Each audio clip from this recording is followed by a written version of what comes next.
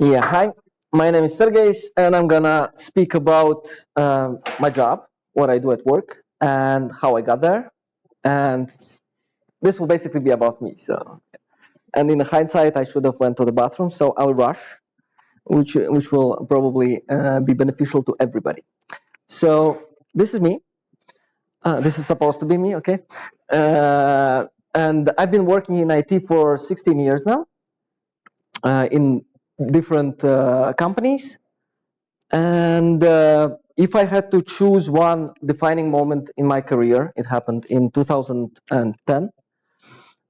If you remember, it was the time when our phones looked like this, and Samsung actually argued in court that this is how smartphones can look, and that's it. This is so basic, so generic that this is how everything should look.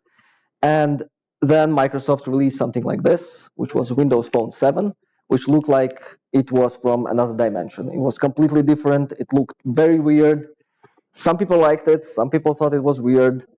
We know what happened with it in the end, but it was amazing.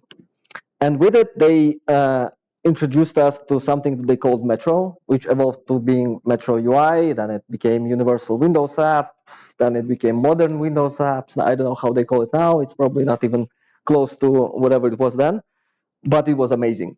It was the first time for me, at least, when somebody not just showed us that UI could be beautiful, and say that it's like this is the important thing, that everything should look beautiful, but they actually explained every design choice. They explained why icons look like they look, why everything is why the layout is the way it is, and it blew my mind. I was like, what? You can, like, being a designer doesn't mean just making things pretty. It could mean something else. It could actually give you tools to fix something, and the thing that should be fixed is this. I don't know where I stole these pictures, but I always show them whenever I talk about UX. So the picture on the left is basically how things were in 2010. We just made features, gave them to users, and users just had to somehow juggle them and figure out what to do with them to achieve what they want to do. And from then, Microsoft said that we should do this. We should actually take the burden of designing stuff, of making the tools in a way that user doesn't really think about those tools. That they just press the button and magic happens. They just achieve what they have to do. So the difference is, yeah, the difference is when iPhone came out, it changed everything, blah blah blah. But they didn't really give us tools. They just gave us like a product. They said this is how it should look, this is how it should work, and everybody tried copying it. There was no actual rules. There were like guidelines how what a button is, how input should work, but it wasn't like a design system. It was just set of rules. Like this is what we made, and you should make something like that. But Microsoft actually gave us guidelines. They actually explained why everything works. So I was in charge, like at the company I was working, I was in charge of development, and I was like, we need this. We have to use this. And right about that time, Latvian Emergency Medical Service was about to create their new operating information system. So basically, everything that happens when you call 113 or 112, the dispatch receives that call, they somehow realize where you are, your location, what happened. Then they choose the best crew to go save you. And then all this process should be somehow digitized and working in one system. And that's how we made Amy. For the basis, we took Metro UI and tweaked it, of course, because it wasn't. It was mostly defined for phones, and then Windows 8 came out, so it was the whole process, and we were right in the middle of it. And was this huge, very important system which is still on. It's now in generation 4, I think. Right now, even the police and firefighters are using it, not just emergency medical, but that's without me. And then we made another version of the same app for Windows tablets, and now Android tablets, which was like the shrunk down version for the crews. So when they're saving your life, they are using this tablet app, to fill out all the information, to get all the information from center and stuff like that. And yeah, as you can imagine, this app was very critical. So everything, like every second counts, everything should be very smooth, all the processes should be considered. So it was hell making it, but it was also a lot of fun, and it was a huge learning experience. And especially considering that before us, they used something like this, which was quite a leap. I can talk for hours about my biggest villain at the time, which was mouse, because people did not know how to use mouse. I have a lot of anecdotes, but that's not what this presentation is about. And apparently we did something right back then, because we even got a medal for it. And the funny thing is that this place is actually this room, I think, because 8 years ago we received the medal right here. Same ups. Okay, so almost the same haircut too. So, but yeah.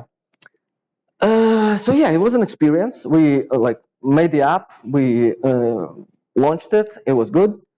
We continued improving it, and the way we built it was very interesting because, as I said, we tried something new. We tried design-driven approach. We had to actually consider all the processes, you know, the UX process. And I made a list of things that I learned about developers, because back then there were no front-end developers, at least not in my company. They were all full stack or back-end developers. And that's what I learned. Developers really, really like writing very complex logic. Like you throw a challenge to at them, and they go like, "Yeah, this is O1, this is ON. I can build everything," and like their eyes are starry and everything's happening. But once you start talking about design, about how tiles should look, how buttons should look, they just glaze over. They don't care at all.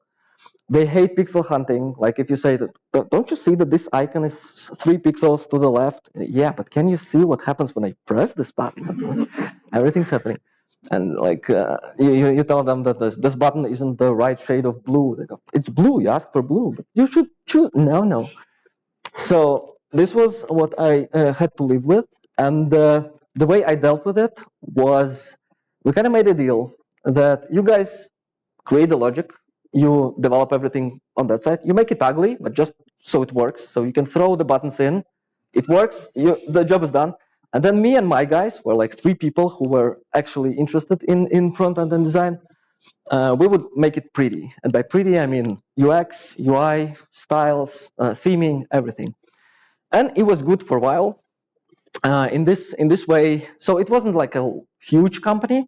We had like 12 developers, so it was kind of all right. We made up a couple more apps. It was fine, but it was time for change, and I started working at a company called ZZ Dots. I'm not going to pronounce it ZZ Dots. I'm not going to go ZZ Dots or something. It has no relation to ZZ Top, but this is a pretty big company in Latvia. Right now, today, we are 194 people, around 100 devs. Technically, there are 4 dev teams, but as you can imagine, 100 divided by 4 is 25. That's not quite a developer team that could be managed, so it's usually divided into smaller teams. And can you guess how many designers there are? Exactly 0. No designers. There are technically some front-end developers, but not really. They're just interested in front-end. Basically, everybody does full stack. If they like databases more, they go there. If they kind of like APIs, they can go do APIs, but basically it's full stack programmers. But the interesting thing is that we actually make around 250 apps, solutions, whatever. We manage this many projects every year. So it's like very powerful machine for making apps, basically. What? No, there's no design process at all. What we do, so when I went there, the thing was, okay, we can take material UI, UI kit, and just see what we can do with it. And they just throw it in, and it kind of works. Done. App is ready. and it worked. So for basic needs for people, it wasn't public apps. It was mainly like back office apps, internal apps, and like big logistics management apps or whatever. So it worked. But of course, everybody, all the developers were like, we need somebody to actually like deal with UX. We need to make it prettier. We need to make it better. So I started working there as the UX guy. There wasn't like technical position there. They just told me, okay, you'll be like on the paper, you will be a programmer, but you can call yourself whatever you want. I'm like, okay, I'll be UX guy. So with every UX need, you come to me. But of course, the company is kind of huge. There's a lot of teams. Every team is managed differently. So how they every kitchen is very different, and there's a chef in every kitchen which has its own rules. So I was like, where do I start? So this company, Zazadat, is creating not just projects to like create a project, give it out, and that's it, but they actually develop products too. And they're pretty huge, very important products for regional development in Latvia. And one of them was this, still is this. It's called Lietvaris. It's for basically accounting needs, I guess, something like that. Document management, yeah, something like that. And they were like, okay, make this better. So I spent like half a year there, and I wanted to like make it better, to like at least get rid of 26 styles of buttons to make like proper like 5 or something, because every programmer that was thrown into this made it the way they wanted to look at they wanted it to look. But it was always like a struggle. Like, don't you dare changing my orange blinking button. I'm so used to it that if you change it, then everything's gonna stop. But somehow there were like isolated processes that could be made better. And that's what we did. We kind of made little processes, made them better. And I was like, that's not the way to go. So we have a couple of products. It's not something that we should like, this is a waste of my time. I'm fighting developers or the client for changing something that's very old, very big, and cannot just be changed from one point. It needs to be more systemic. So after that, I went to creating some new apps for like not the products that already existed, but I got myself into teams that were working on new apps, working from scratch, and that's when we started implementing like a proper design process. You probably know the left one, which is digital COVID certificate. I'm pretty sure everybody used it. It wasn't perfect, but it was kind of good. We worked a lot with clients, so client learned about us, we learned about the client, we did the whole like user stories, all the stuff like that. So it was all right. There was the system called Cyrus, which is, so if everybody knows what digital COVID certificate is, then nobody knows what this is, but this was actually a backbone of all the process. So the, I don't know how to say it in English, SPKC, which is like epidemiology, organization that kind of was in charge of fighting COVID, still is, I guess. So this was the system that accumulated all the information from all the hospitals, so that in real time we could see which beds are free, where we can get like certain devices and stuff like that. So it was like a huge database of online information about how hospitals are doing amidst all the pandemic. And they look kind of similar, as you can see. And that's because when I wanted to build something from ground up, of course, I wouldn't start with developing my own design system, because like I don't have 4 years for that. COVID is happening right now. We need to create this right now. So we started with Carbon Design System, which is IBM's huge design system, which is at version 11 right now. It is pretty cool. I have my beef with it, but it's doing what it's supposed to do. So we kind of started using that. And the major thing that I learned from that is that everybody loves CSS, right? No, nobody likes CSS. Like all the full stack programmers just absolutely hate CSS. That's why they use Tailwind, Bootstrap, everything, just not to use the CSS. I guess it's too complex. It has some patterns and like I like CSS. Actually, I'm a huge fan of CSS. a huge fan of CSS. But that's something that I put on my list. After being called crazy a couple of times, like, are you crazy? Why aren't we using something alongside the vanilla CSS? And then I learned that different kinds of frameworks are really liked by developers, right? Yes, they are. So developers really like reusing somebody else's code because they're lazy, I guess, or something. I don't know. But they like reusing the code. So for those projects, we kind of made the same deal. I had my front-end team with designers, and they were like those developers from those teams, and the deal was pretty much the same. You can do whatever you want, like you write your awesome logic, you give it up to me via API, and then we make it pretty, we make it work, everything should be fine. It was fine, but it couldn't be continued like that because, again, we are like a lot of people, and it's just me, like me and a couple of other guys that are basically the design team. It doesn't really work. So we need systemic approach, and that's how we got to what we call LX UI, which is basically, it's kind of our own design system, but also a framework or like a library or a tool set that lets us help full stack developers not think about front end without us actually being there and holding their hands and fighting them on every color of the button. So we start, as the guys before me told you, with tokens. So we devise colors, we enabled theming. It's both theming that allows users to switch themes from light to dark. We also implement branding inside it. It's all based on Carbon Design System. But the tokens don't just deal with like border radiuses, or colors, or sizes, or stuff like that. It also deals they also deal with layouts. So with a very easy switch, we can change the whole layout of the wrapping shell of the app while using the same components on the app. So we can like this change the whole layout, the whole navigation logic of the app very easily. And of course, we work with icons. We devise the library of icons. We write guidelines. We describe what each of those icons mean, when you can use those, when you cannot use those. It has now it has around 300 different icons with all with their usages all described and outlining guidelines.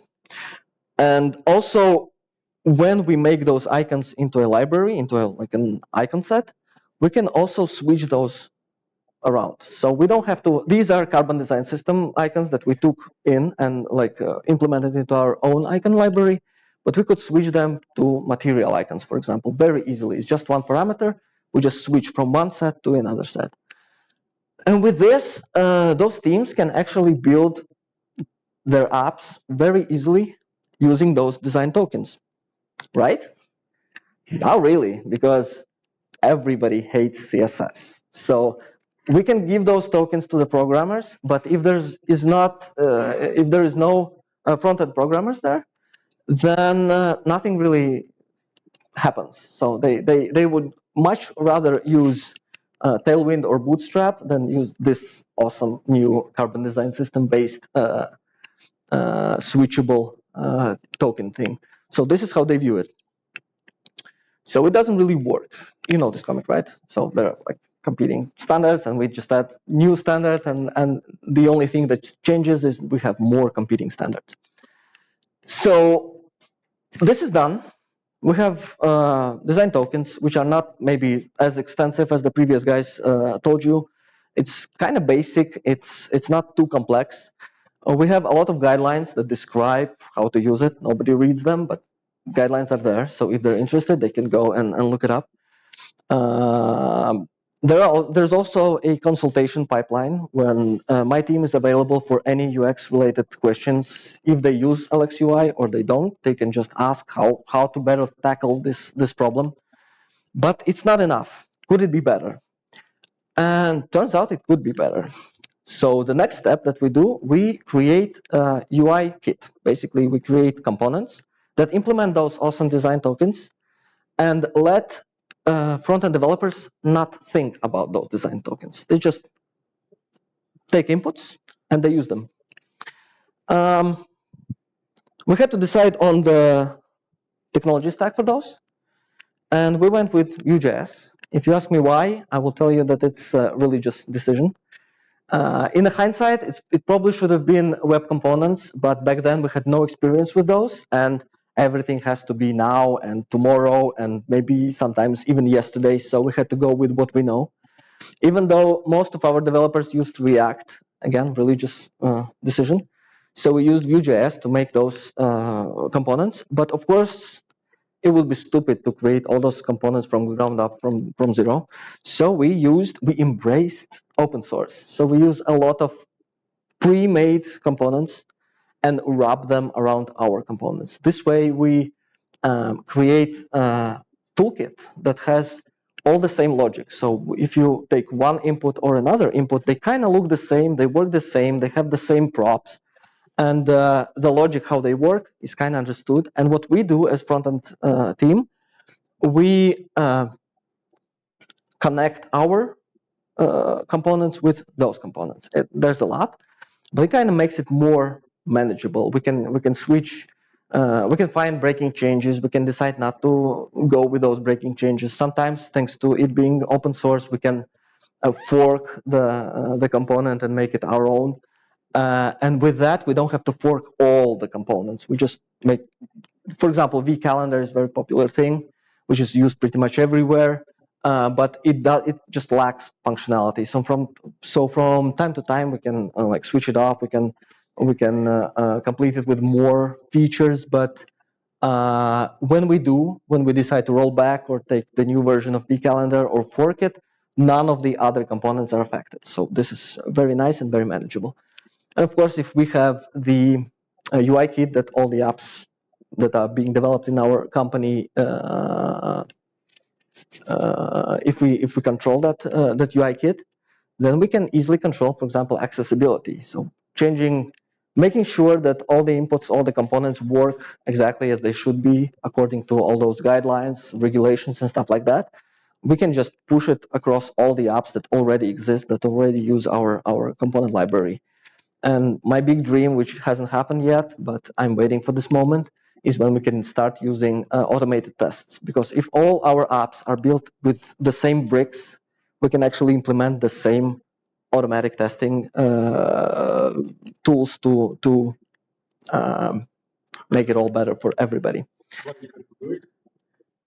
It's just, I think, so it's just three of us, right? Like the design team. Yeah, but so I'm waiting. I'm like a salesperson too. So I walk from team to team and go like, please, you have this. Can you please start making automatic testing tools so we can take them? And yeah, but everybody goes like, nah, we have no time. So maybe someday. So yeah, tier 1 was design tokens and stuff like that. Tier 2 is reusable components. But can we make even better? And turns out, yes, we can. Because even though we gave those reusable components to all the teams, again, there's so many people in those teams that there are the same questions that I have to keep like answering. In this case, what should I use? Checkboxes or radio buttons? It's basic, like everybody should know that, but it turns out that not everybody knows it. And even more so, sometimes they ask, if I have to pick something from a list, should I use this or that or that or that? Like there's a lot of options. We made so many components that they're kind of confused which I should use in which case. So what we do, we create another level of components. For example, one of my favorites is LX value picker, which is kind of declarative. So all the programmer has to do, they just put the value picker in it, and they change the props. So for example, if I need single value from a list, it turns into this. If I need multiple values from a list, it turns into this automatically. If I need a drop down, I just choose the variant and it just changes. And we can play, mix and match and stuff like that. And all the design decisions, all the design tokens are kind of concealed into that thing. So any full stack. It kind of sounds like I'm calling them stupid or something, but I'm not. But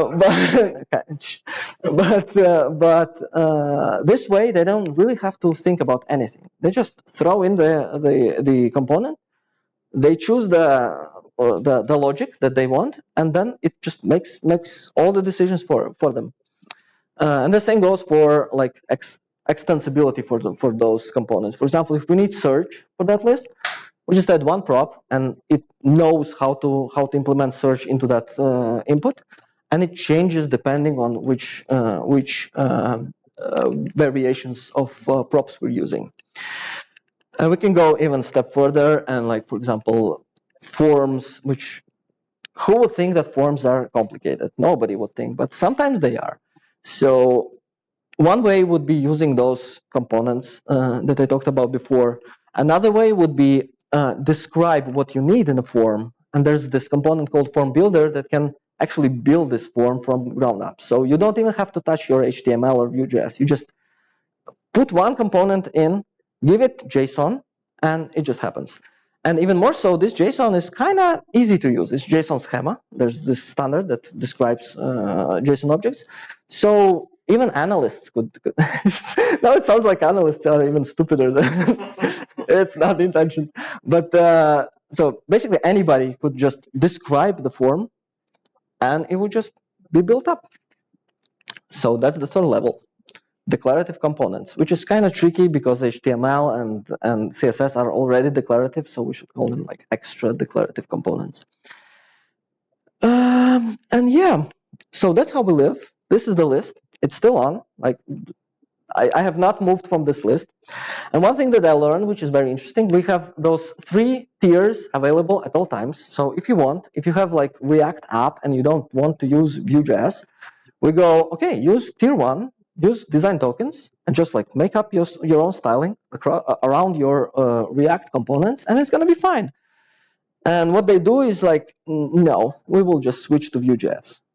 So they dread CSS so much that they would rather change their own stack for front end than go to CSS, which is fine.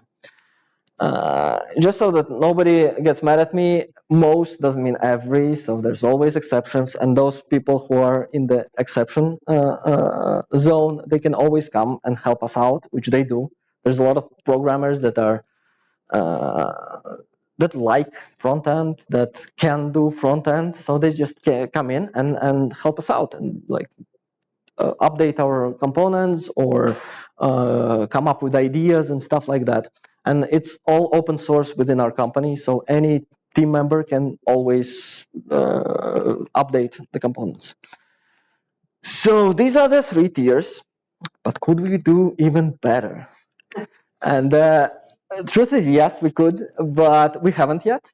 But the way I see it, like we're still stuck on the tier 3, we keep updating it, making it more easy to use.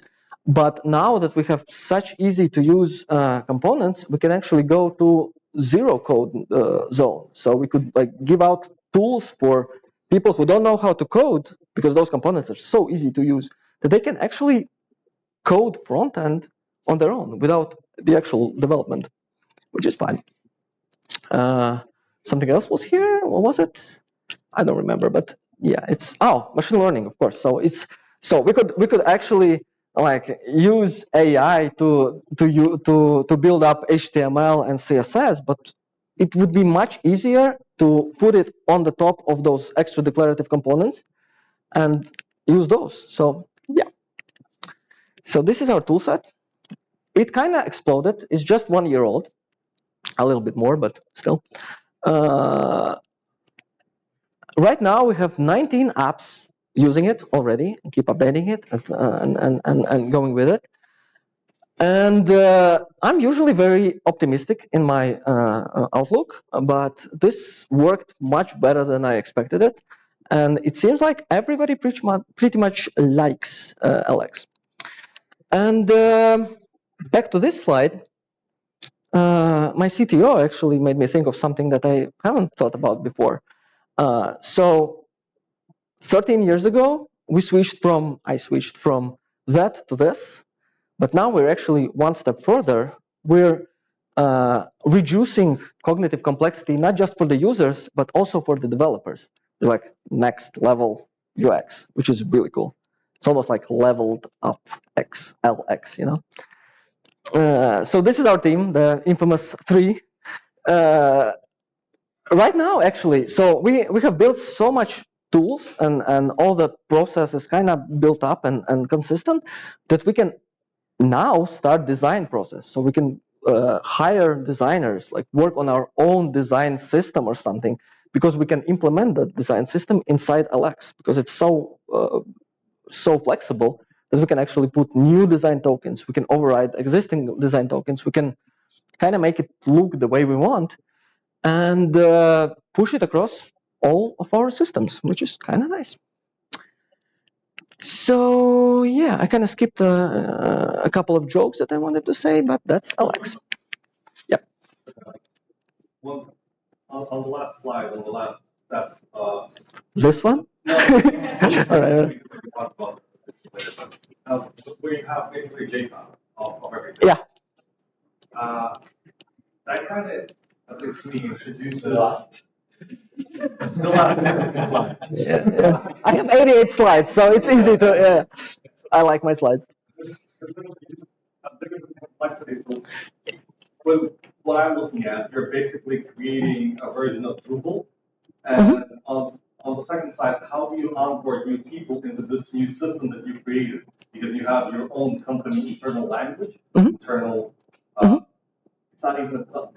It's like YAML programming, JSON programming. So how do you? What's your? Yeah. So the important thing is all 3 tiers are available at all times. So it's not like everything is concealed on the 3rd tier and that's it.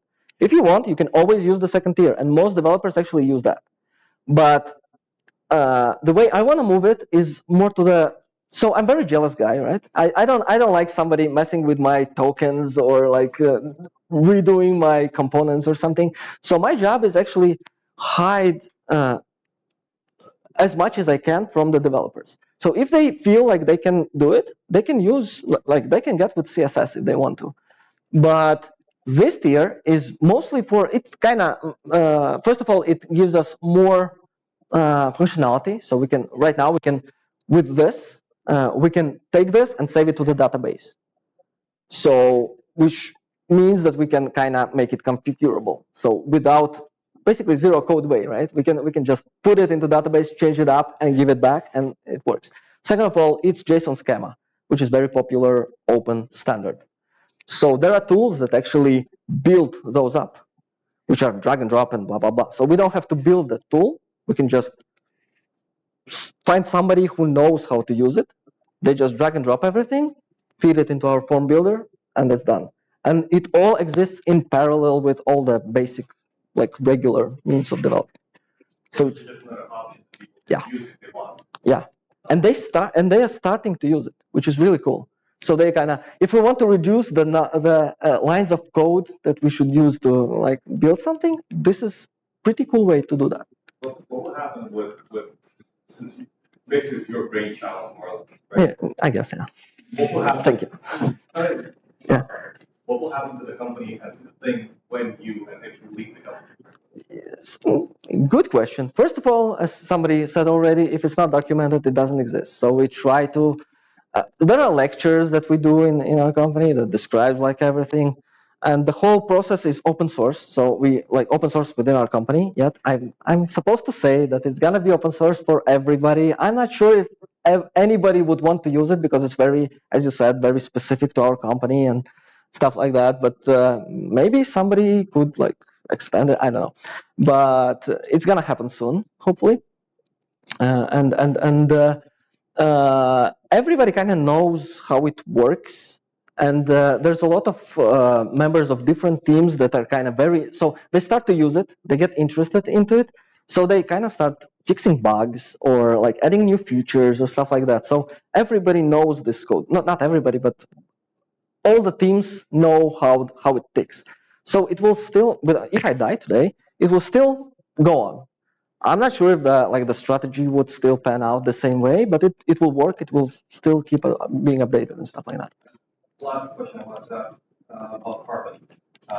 Did you use the vanilla JavaScript CSS things or not? Yeah. So when we started doing this, one of the COVID systems that I showed was built with Carbon Design System, Vue.js, to blah blah blah.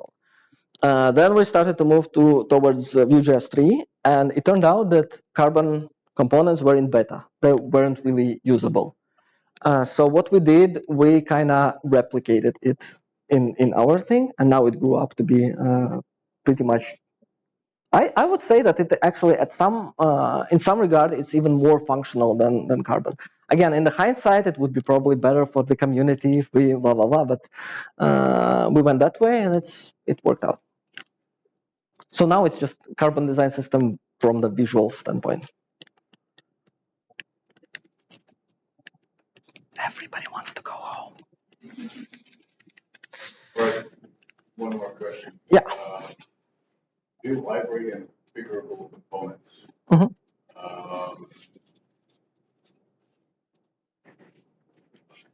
Yeah. I can show more. Aren't you afraid that your components have become way too big? So what? Like your one component can do so many things. I don't know, like how do you manage new feature requests? How do you manage supporting bugs? How do you manage breaking changes with those? So if we look at, for example, I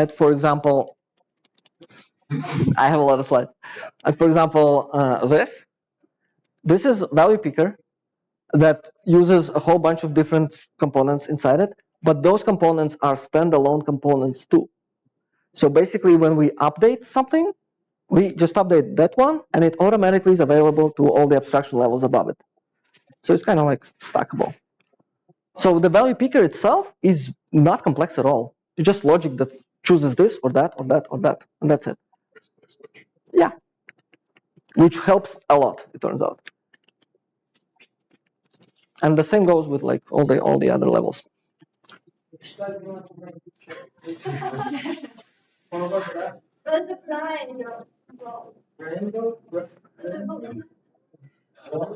Blowing brains, please. There was what? Blowing brains. It's like slide number 3. Oh my god.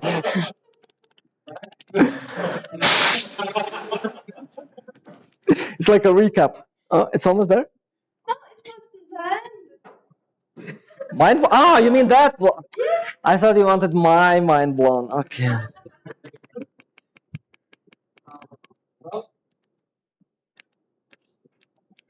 Almost there. Almost. It's tier 2.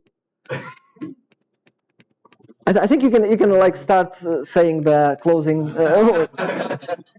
Almost. Yes, this one. Yes.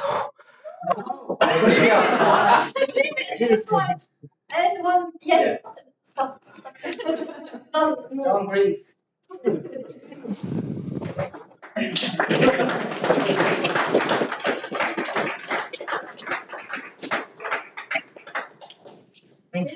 Thank you.